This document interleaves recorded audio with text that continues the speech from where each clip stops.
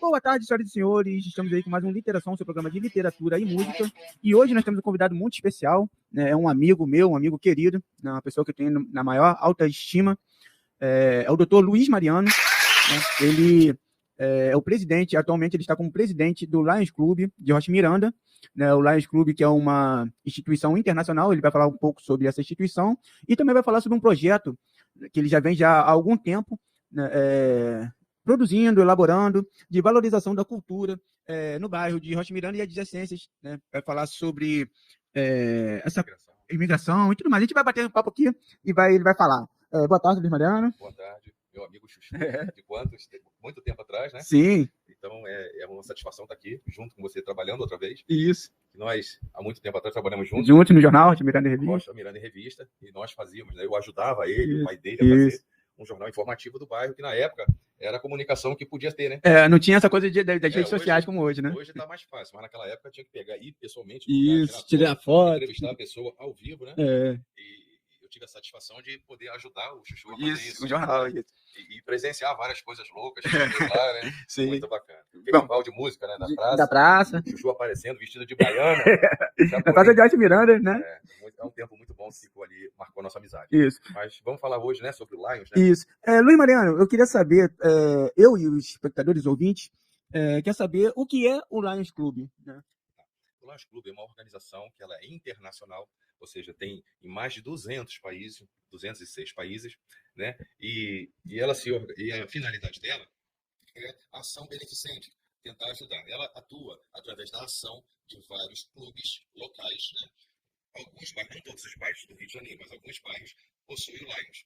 E aquele Lions atrai pessoas que estão interessadas em ajudar ou pessoas ou o próprio bairro a desenvolver, a identificar o problema e tentar ajudar de alguma forma. Então, cada clube, né, de acordo com a sua característica, de acordo com a necessidade do bairro, ele vai desenvolvendo uma aptidão, uma forma de atuar que beneficia um grupo de pessoas ou aquela localidade. Então, tem clubes do Lions, que são Vozes da Polio, muito bem conduzido pela Sheila Mar, né, que reúne várias pessoas que foram vítimas da poliomielite e tenta dar a elas algum tipo de apoio, informação, caminho, direcionamento.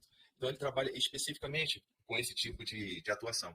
Tem outro clube que desenvolveu a possibilidade de fazer exames de vista e produzir não, mas doar os óculos. Então, tem esse perfil.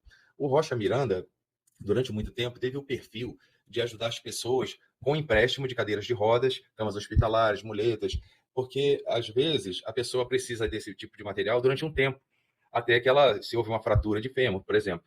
Aí ela sai do hospital, em vez de ela comprar uma cadeira de rodas, ela pedia ao Lions, o Lions emprestava, e ela ficava aquele período com a cadeira de rodas. Até se recuperar, né? Até se recuperar. Ou até poder comprar uma outra, né, se a lesão for permanente. Então tinha essa característica. E eu estou chegando agora, tentando até continuar com esse perfil que a Rocha Miranda já tinha, mas tentar também dar um outro direcionamento mais ligado à cultura. Porque, por acaso, o bairro possui uma porção de referências que nos liga à Itália. Então, lá no bairro, nós temos dois vínculos com a Itália, né? Primeiro que Rocha Miranda foi o primeiro núcleo de colonização italiana no Rio de Janeiro. Então, o que aconteceu? Os imigrantes italianos vieram para substituir a mão de obra escrava que tinha acabado. Então, eles vieram principalmente para o Sul, Espírito Santo, São Paulo. Mas aqueles de São Paulo que não se adaptaram à lavoura, né, receberam terras do governo federal em Rocha Miranda. E começaram a morar, né, e ter seus comércios na Estrada do Areal, que se chamava uma avenida que tem lá. Mas de tanto as pessoas referenciarem, olha, vai lá naquela avenida que tem o comércio do italiano, onde mora o italiano tal, não sei o quê, aí virou a Avenida dos Italianos. A grande Avenida dos Italianos. Que corta a Rocha Miranda, vai até o bairro vizinho, Coelho Neto, né? Então nós temos esse primeiro vínculo de Rocha Miranda com a Itália. Primeiro núcleo de colonização italiana no Rio de Janeiro, né? Então, vários imigrantes lá daquela localidade ajudaram a construir o bairro. Por exemplo, o Cine Guaraci, que é uma referência arquitetônica bem no centro de Rocha Miranda, foi construído por uma família de imigrantes. O Arcângelo Zátera, que era uma família de lá, que construiu o Cine Guaraci, que é uma referência lá no bairro, que é central, foi um cinema muito bonito. Sim. Da época, né? Foi um dos maiores cinemas da Zona Norte na época. É isso, né? Com certeza. Muito bonito mesmo. Até hoje tem a estrutura lá, feita de material mármore Carrara, uma coisa muito bem feita, né? Pra época. Então, isso é um aspecto. Outro aspecto é que durante a Segunda Guerra Mundial, o Brasil foi mandado para a Itália para combater o fascismo de Mussolini e libertar o povo italiano, porque o povo italiano também estava sofrendo com a política de Mussolini. Então o povo também não queria que Mussolini ficasse no poder, queria que estava escravizado por aquela política. Então o brasileiro, quando chegou lá, com o nosso jeito, né, que é muito amigável, muito de conversar, de fazer amizade com certa facilidade, porque não tinha só os brasileiros, tinha os americanos, tinha outros povos também. Que eram os aliados, né? Isso, os aliados. Mas os brasileiros criou um vínculo muito grande com o povo italiano nesse momento. Então eles eram capazes de tirar roupa e dar mantimento e dar. Então esse lado humano do brasileiro foi muito visto nesse momento e valorizado. Então até hoje as pessoas italianas, os mais velhos principalmente, que viram, que presenciaram aquilo, valorizam isso daí e nos consideram, os brasileiros, os libertadores. Entendi. Tem até um documentário falando sobre isso, os libertadores, que somos nós, os brasileiros, chegamos lá para libertar o povo daquele momento sofrido que estava lá. Então nós temos esses dois vínculos que nos ligam à Itália, né? E em 2008 ou 2009, acho que o Matheus poderia botar ali a Dona Zuleika, acho que é o 6. Matheus, está vendo? Ver se ele vai botar aqui. Não, fala o que é. Depois ele bota. Mas o que ela fez? Então, como é que começou isso tudo, né? Como é que começou essa minha história? Que eu também não sabia, embora morador de lá, nasci lá. E ela um dia, essa Dona Zuleika, que era a presidente da Associação das Donas de Casa de Honório Gurgel, e por acaso era dia 7 de maio, ela falou para mim: ô Mariano, você tem carro? Tem. Você pode vir aqui amanhã? Eu falei: posso, vamos lá. Aí fui lá, na praça, dia 8 de maio. E aí peguei o carro, vamos lá pegar um senhorzinho. Aí eu fui no bairro vizinho, chamado Bento Ribeiro, e chegamos lá numa casa de um senhorzinho, estava sozinho, sentadinho assim, humilde, com a roupa toda engomadinha, toda caprichada, com medalhas colocadas caprichosamente ali, né? Dá para ver que era uma roupa muito antiga. E ele estava sentadinho ali, ansioso para que a gente chegasse e pegasse ele. Aí pegamos ele, levamos para a Praça de Rocha Miranda, né? A imagem mostra aí o obelisco que tem na Praça de Rocha Miranda. Então, na base desse obelisco, a Dona Zuleika puxou um fio de extensão de luz, né? Do quiosque que tinha ali, do meu amigo Gomide, e ligou um aparelho de som pequenininho, muito pequeno. Então, foi uma lição que ela me deu. Pequenininho, e pegou o senhorzinho, botou sentadinho ali, e botou para tocar um hino nacional, botou para tocar a canção da FEB, pegou um buquê de flores, deu para aquele senhor, fez uma homenagem muito bonita a ele, apenas com um som pequenininho. Ou seja, ela fez uma coisa muito grande, emocionante e com pouca coisa. Então foi uma lição que ela me deu, que eu guardo e tento levar para minha vida toda isso daí. Então ali eu vi que a gente estava homenageando um ex-combatente. Aí alguém foi levar o ex-combatente para casa, eu fiquei lá com a Dona Zuleika, tiramos essa foto que está aparecendo aí, né, e conversando aí perto desse obelisco. E ela falou assim: você sabe qual é o nome dessa praça? A gente conhecia como Praça de Rocha Miranda, né? Mas ela tinha um nome, o nome dela era Praça 8 de Maio. Você sabia o que quer dizer essa data aqui, que comemora nessa data? Eu falei: não. E aí, sabe o que esse obelisco aqui representa? Aí, não sabia que ele veio da Vitória ali. Por que está aqui nessa praça? Então, foi uma porção de perguntas que, na verdade, eu não sabia responder. Embora já tinha uma experiência dentro do militarismo, embora eu fosse neto de ex-combatente, eu não sabia daquelas coisas. Então, ela foi me explicando que o dia 8 de maio era um dia comemorativo ao final da Segunda Guerra Mundial. E que aquilo era uma data muito importante, como o Matheus pode mostrar, como essa data é comemorada na França e na Rússia, na Sociedade Sede. E então ela foi me falando o que tinha ali na praça, além do nome. Fechei. Não, mais embaixo deles. Então, além do nome, é o que está embaixo desse, Matheus. Então, como a imagem pode mostrar, isso é a comemoração do dia 8 de maio na França. Então, essa Champs-Élysées é uma avenida principal na França. E olha como eles comemoram foi um país que foi muito devastado pela guerra. Exatamente. Né? Foi envolvido, né? Ele participou ativamente ali da guerra e foi ocupado. Então, foi um sofrimento muito grande. Então, essa data para eles é uma data muito grande. Como na Rússia também, que é o slide seguinte. É o slide seguinte, né? Que eles tiram o dia inteiro para comemorar essa data. É uma data, lá eles comemoram no dia 9, no 9 de maio, mas é a mesma motivação do feriado, né? É o final da Segunda Guerra Mundial. E eles lá na Rússia, eles ocupam o dia inteiro fazendo um desfile, que todos os familiares dos ex-combatentes de lá pegam uma plaquinha com a imagem do seu parente e sai andando pelas ruas. É um troço realmente emocionante. Também tem um documentário falando sobre isso, né? Então ela foi falando sobre uma porção de coisas que tinha ali na praça, e aqui ele falou sobre o obelisco. O obelisco, sabe o que esse obelisco representa? Eu falei, não. Esse obelisco representa uma história que aconteceu no cemitério de Pistoia, que é o cemitério onde os pracinhas que eram mortos lá na Segunda Guerra Mundial eram enterrados. Posteriormente, depois eles vieram para aqui para o Monumento dos Pracinhas, né? Mas então eles eram enterrados lá no cemitério de Pracinha, de Pistoia. Então aquele obelisco representa um fenômeno que acontecia lá em Pistoia, um fenômeno que ninguém sabia explicar o que é, e virou uma lenda urbana, né? Que depois até posso explicar, mas é uma história longa. Mas é um fenômeno que acontecia lá, e aquele obelisco representava isso, né? O cemitério de Pistoia. E na base desse obelisco tem várias batalhas que o Brasil... Sim, ao redor tem um nome, né? Isso, Fornovo, Monte Castelo. Então, então eu não sabia nada daquilo. Montese, né? Montese, que foi uma guerra muito travada pelos Brasil, corpo a corpo, muito importante, né?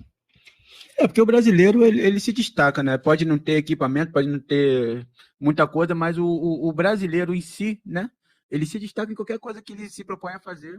E na guerra ele se destacou bastante. Exatamente. Segunda Guerra Mundial. Falou. Porque o Brasil chegou desacreditado, né?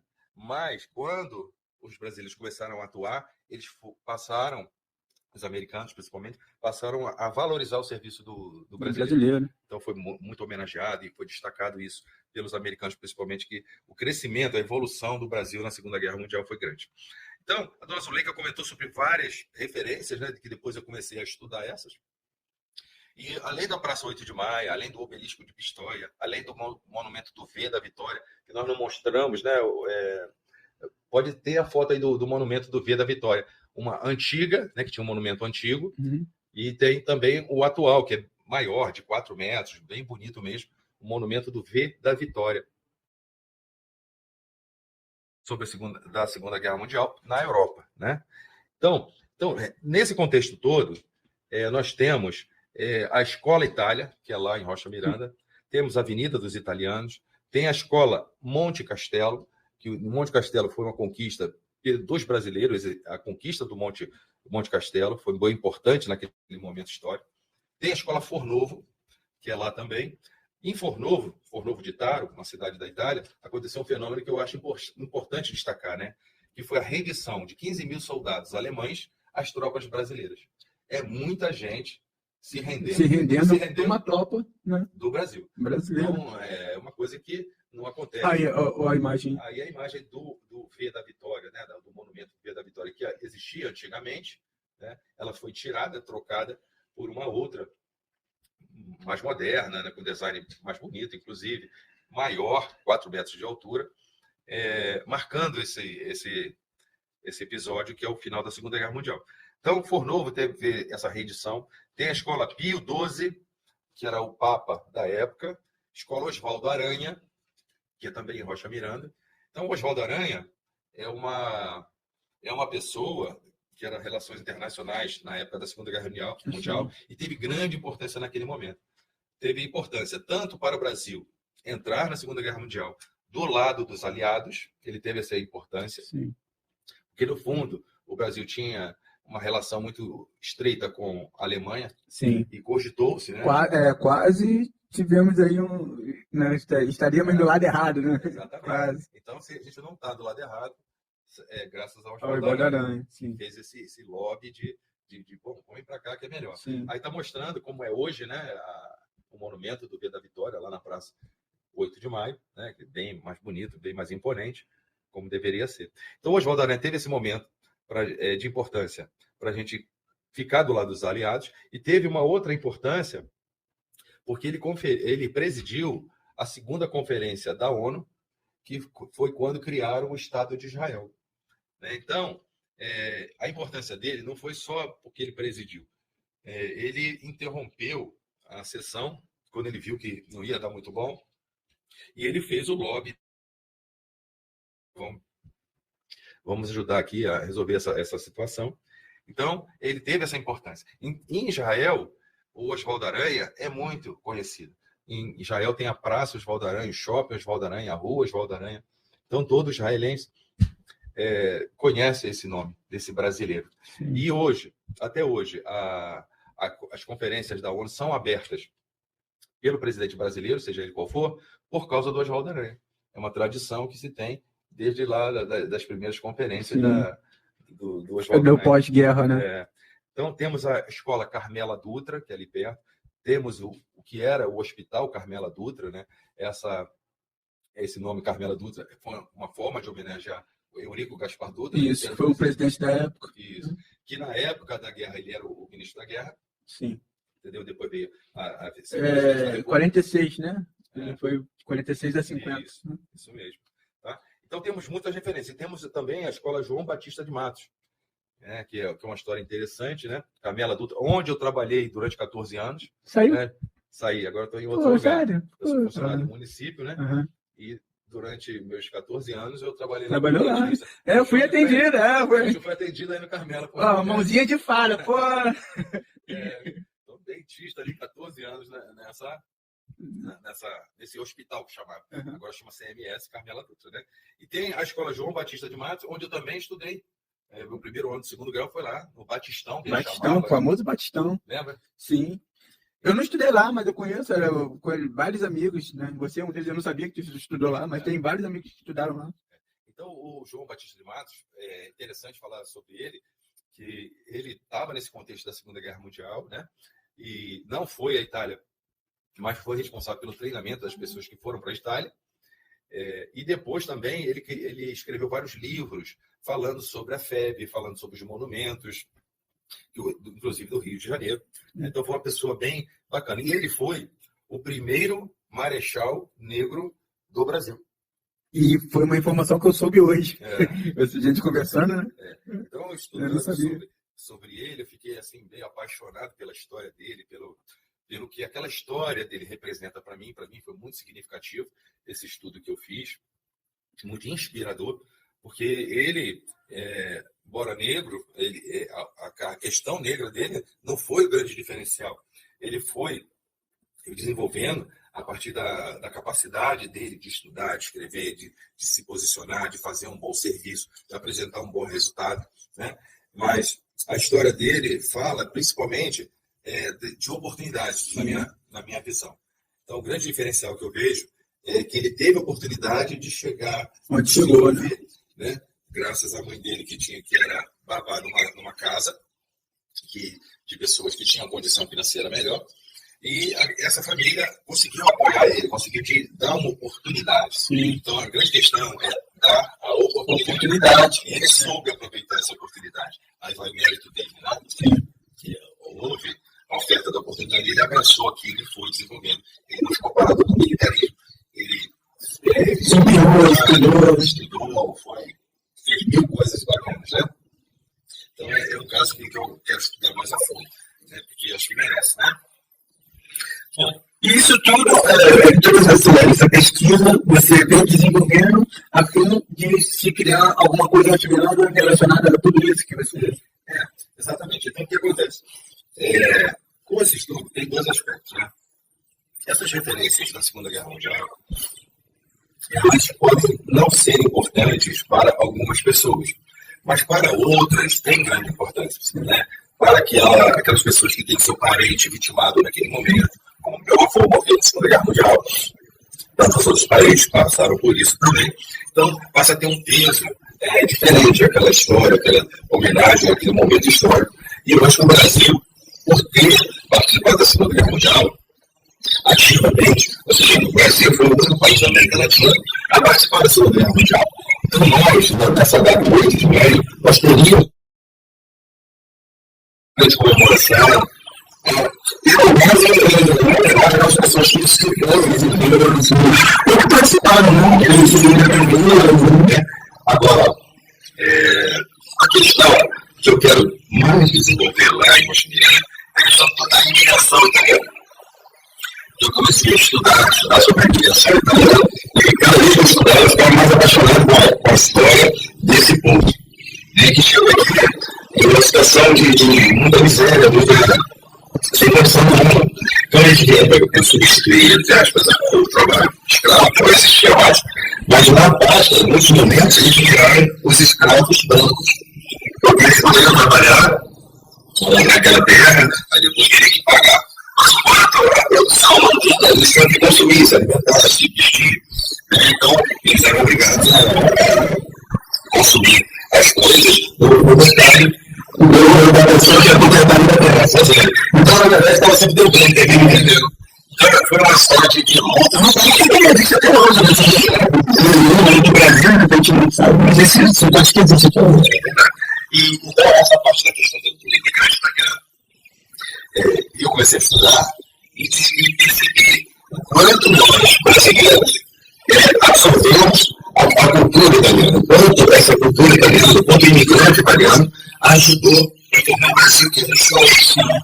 Então, até essa questão, os filhos brasileiros. Os brasileiros são brasileiros. Até uma questão de responder do WhatsApp, da avaliação que aconteceu agora em junho, dos vinhos. O brasileiro, você interpreta brasileiro, italiano, porque os italianos começaram a cultivar os vinhos no sul do país e depois começaram a fabricar os vinhos espumantes. Começou a dar uma volta aqui para fazer o vinho espumante, nossa, não vai dar certo. E acabou que deu. O vinho espumante hoje, brasileiro, é bem conceituado no mundo, né? Então, essa característica do vinho brasileiro, nós devemos à cultura italiana, à imigração italiana, né? Então, nós temos o vinho premiado, não, vinho 800 anos. Então, o vinho não tem que ser enquanto brasileiro se olhar. Vocês começaram a aprofundar isso aí, que nos deu esse sentido. Então, o brasileiro no nosso trabalho não tem esse tipo de noção. Ou seja, a história do italiano. Não tem esse museu do Espírito Santo na sala de Guarapari, agora mês passado, né?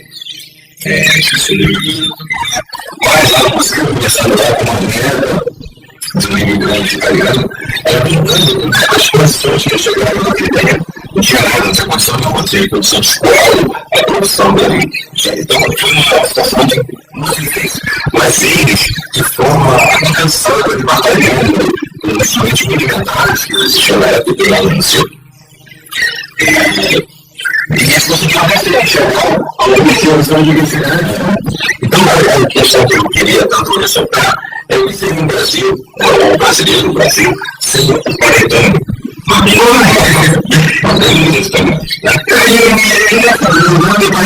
agora que você falou, a Itália, eu nunca tinha parado para pensar nisso. Eu sou Balduco, né? Eu acho que é Manuel Balduco, eu acho que é da família Balduco italiana, que trouxe o paletone que criou, trouxe, né?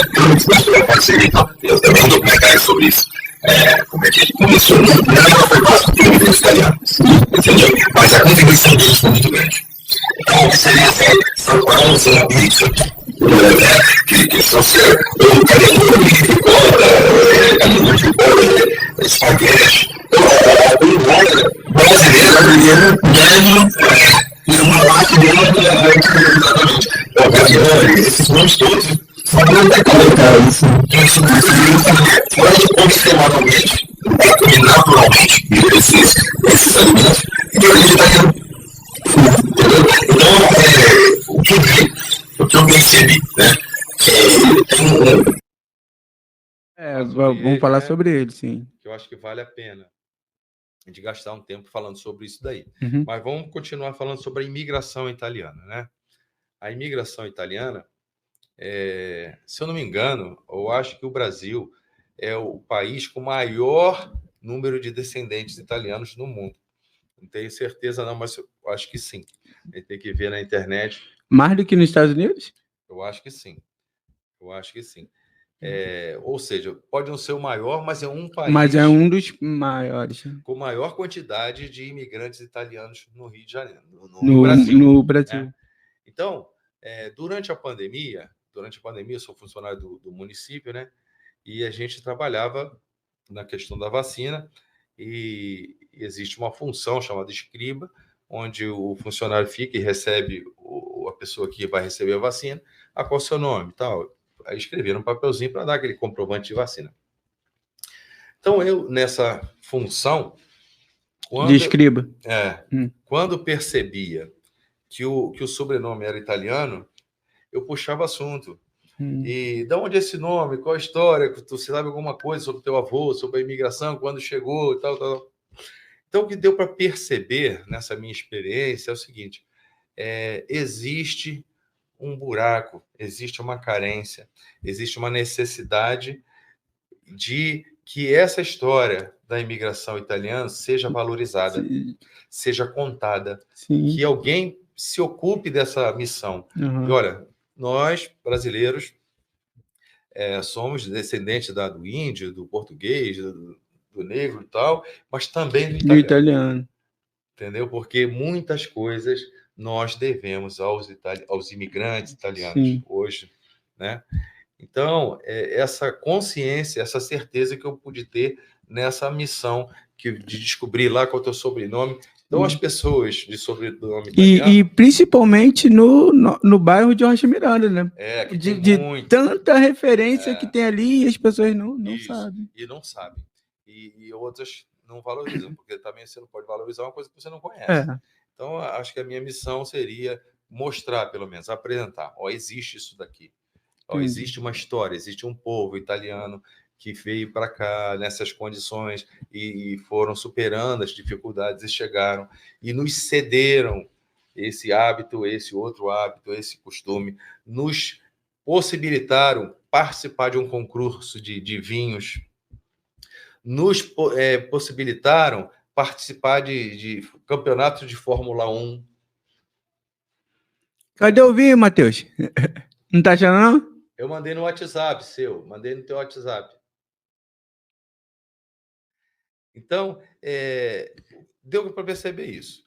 Há uma necessidade, há uma carência por parte do imigrante italiano de que aquela história seja contada e valorizada pelos brasileiros.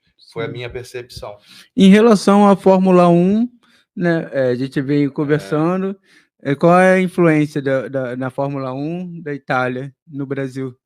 Então, continuando a falar sobre a importância da influência do imigrante italiano no Brasil. Né? Então, se a gente falar Emerson Fittipaldi, né? Da onde vem o Emerson Fittipaldi? Da Itália. E ele foi bicampeão mundial brasileiro. Então, ele, imigrante italiano, representou o país Brasil, a bandeira brasileira. Né? Então, a gente fala Felipe Massa.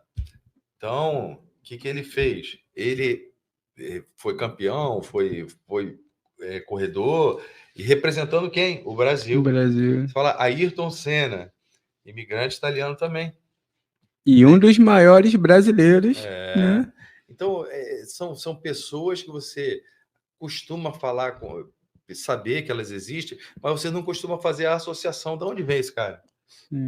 Ele não nasceu aqui no Brasil. De chocadeira, né? Caiu aqui, né? Não caiu de paraquedas. Valeu. Essa foto é bem representativa porque mostra justamente os imigrantes italianos, né? Rubinho Barrichello. Então, o Barrichello vem de onde? Da Itália. Então, ele está ali com a bandeira brasileira na mão. Felipe Massa está ali com o uniforme verde e amarelo. Temos o João Baroni. João Baroni é o baterista do Paralamas do Sucesso. Sim. É uma pessoa muito engajada nesse tipo de tema. Sim, tá? Tem documentário, ele tem várias... O documentário que ele fez é muito bom, muito interessante. Se não me engano, é O Caminho da FEB, que ele pegou um jipe e foi lá fazendo os caminhos que o brasileiro fez na época da Segunda Guerra Mundial. Se eu não me engano, o pai dele foi da FEB. Então, o João Baroni é uma pessoa muito interessada nesse tema e ajuda muito a divulgar esse conteúdo. Então, faz um trabalho belíssimo. E é uma pessoa que contribui na arte dele, na música, como tantos outros, né? Aí o Ayrton Senna que quer representar mais o Brasil do que o Ayrton Senna, Sim. né? E tem brasileiros, como Bolsonaro, que tem pelo nome, é imigrante italiano Sim. também, que tentou pelo menos fazer alguma coisa de bom. Agora, no slide anterior a esse, ali eu enumerei, fica mais fácil, porque lembrar às vezes é complicado. Então, na culinária, nós temos o panetone, da família Balduco e outras famílias também. Temos a pizza, macarronado, nhoque, canelone, ravioli, molhos. Então, tudo isso é nosso, é brasileiro. Você vai no rodízio, tu vai encontrar isso tudo aqui, Sim. mas veio de lá. Não tínhamos isso. Se o imigrante italiano não vem, a gente não Sim. teria... E o brasileiro, ele tem uma capacidade enorme de misturar coisas, né? Nós somos muito... misturar e melhorar. E melhorar, Igual sim. o cachorro-quente. É. O cachorro-quente é americano, era pão, uma salsicha. O cachorro-quente americano é pão, salsicha e ketchup. Aqui, porra, é passa, que mais? Pô, maionese, milho, ervilha, ovo, um bagulho doido. presunto, e o troço fica gostoso, fica melhor. Então, ó, eu enumero aqui, na indústria tem a família Matarazzo, em São Paulo, que contribuiu muito com o desenvolvimento de São Paulo, né? Na música, Vicente Celestino, Adoniran Barbosa, o Alok, né, que está na moda. Alok, sim. Alok. Que é contemporâneo, né? Então, o Alok é de origem italiana. Então, Jorge Versilo, Tony Bellotto, João Bosco, isso tudo é de origem italiana. E que ajudou a criar nossa identidade cultural, musical. Né? A própria Igreja Católica, né? A gente pode, né, dizer que a Itália ali, Roma, Itália, né? Tudo a ver, influencia muito a nossa cultura. Então, Cândido Portinari, nas artes plásticas, né? Conhecido mundialmente. Na política, por exemplo, dando um exemplo, né? O Eduardo Matarazzo Suplicy é um exemplo ou seja, como é que a gente está permeado pela cultura italiana e não percebe. E não percebe, sim. Então, eu acho que a minha missão, a missão que eu me dou, é justamente mostrar, gente, ó, existe, está do teu lado, presta atenção, valoriza. E a valorização e também a referência, né? Porque quando você tem... Quem não conhece o seu passado não tem perspectiva de futuro, né? Então, quer dizer, quando você tem uma referência, né, então você segue um caminho, né? Que te é dado, que você... Quando você tem essa noção, principalmente jovens, crianças, né?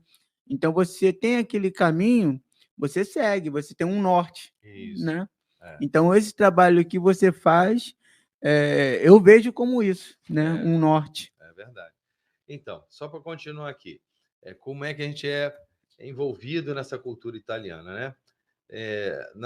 Nos vinhos espumantes, né? Manuel Peterlongo, então estão sempre sendo premiados, vinhos brasileiros premiados.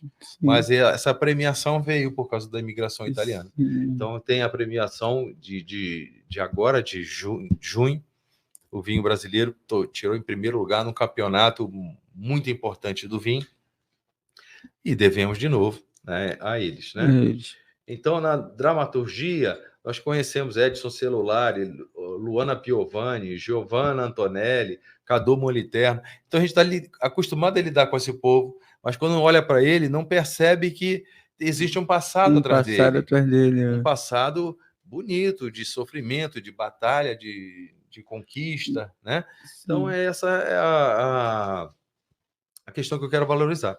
Como você falou em criança, né? Agora eu queria falar uma coisa que eu descobri quando eu entrei no Lions, né? Então, foi à medida que eu ia investigando, por que o nome dessa escola, por que o nome desse lugar, tal, faz referência à Itália, ou faz referência à Segunda Guerra Mundial.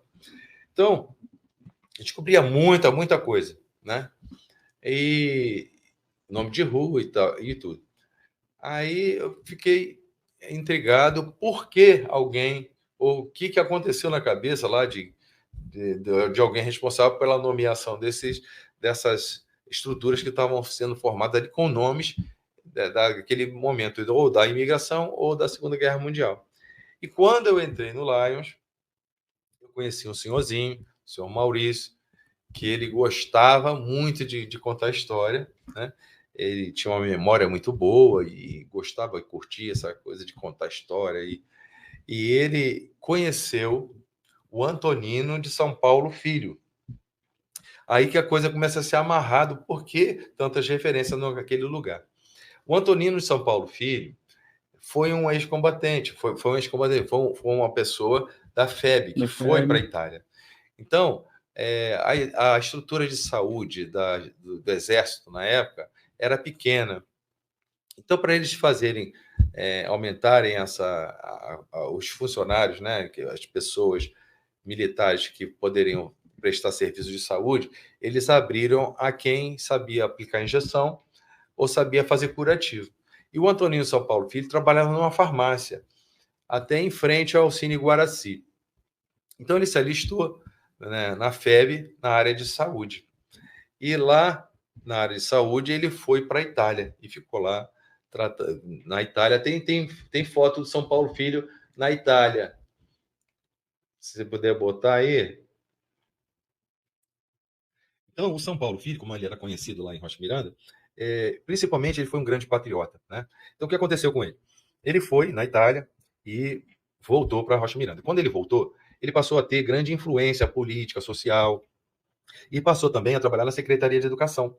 Então, ele conhecia os políticos da época, ele conhecia o Dutra. Aqui o São Paulo Filho, lá na Itália. Esse bem no meio aí, o São Paulo Filho lá na Itália. Na trincheira, né?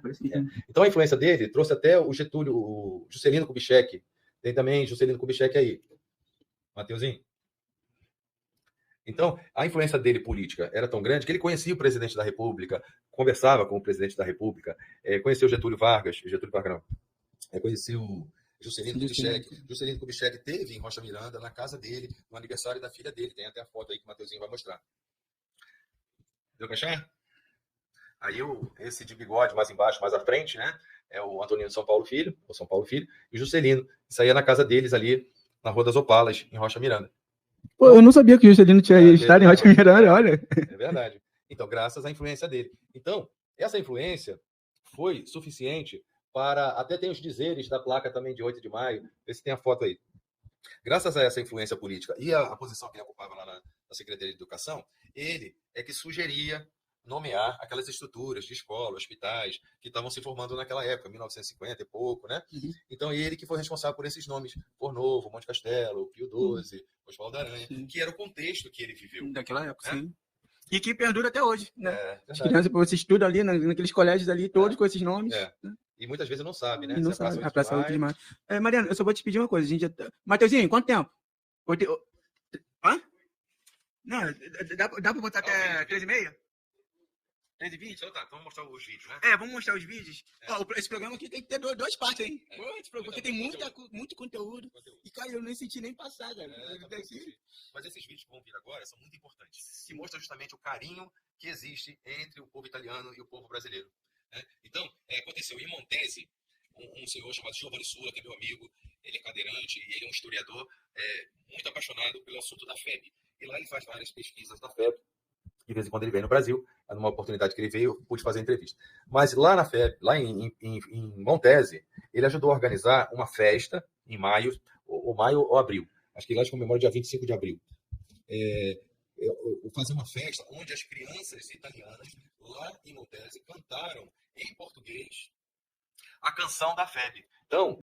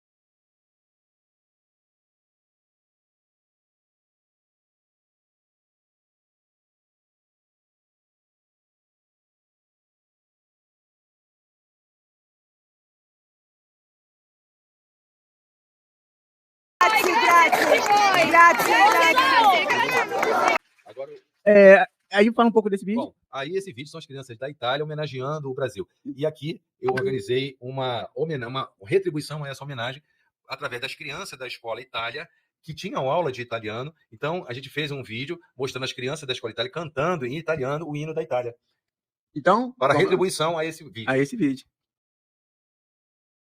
Pelo princípio da cortesia, a execução do hino nacional italiano.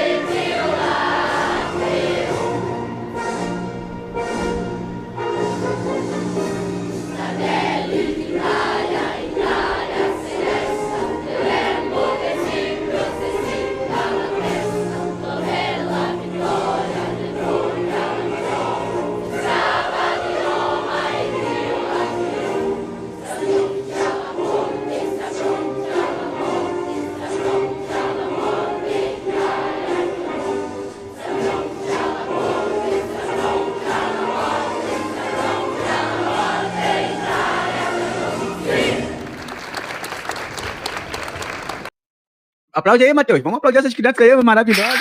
Crianças do Colégio Itália, né? Colégio Itália, em Rocha Miranda, na Avenida dos Italianos. É. Fazendo uma retribuição àquela outra homenagem que as crianças da Itália fizeram para o Brasil.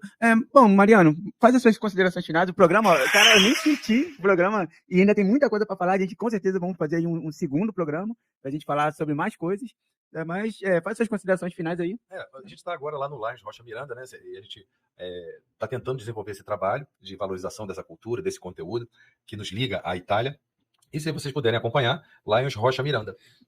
Em todas as redes sociais, né? Instagram e Facebook. E se alguém quiser entrar em contato contigo, como é que faz? WhatsApp? Nós temos, eu vou botar o número do telefone do Lions, que agora nós temos, que tem o WhatsApp. Aí pode mandar uma mensagem via WhatsApp e quando a gente puder, a gente responde, né? Lá no Instagram e Facebook. No Facebook já tem todas as informações para entrar em contato, né? Então, é isso aí, pessoal. Muito obrigado pela audiência de vocês e até semana que vem. Valeu! Você está na Rádio.